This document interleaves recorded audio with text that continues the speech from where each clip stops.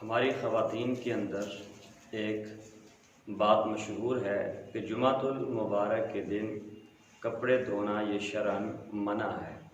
तो ये बात याद रखें, हकीकतन शरीयत मुताहरा के अंदर इसकी कोई असल नहीं है। जुमातुल मुबारक के दिन भी कपड़े धोना शरअन बिल्कुल जायज़ है।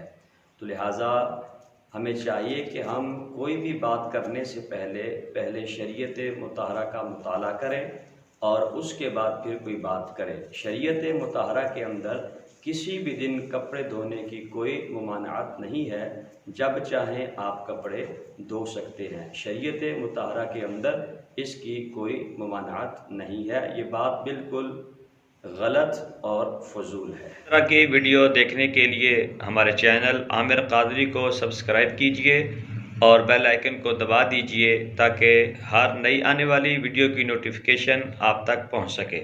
चैनल को लाइक कीजिए, शेयर कीजिए और अच्छे अच्छे कमेंट्स भी कीजिए। और अगर आपने कोई मसला पूछना हो तो कमेंट्स के अंदर आप वो भी पूछ सकते हैं।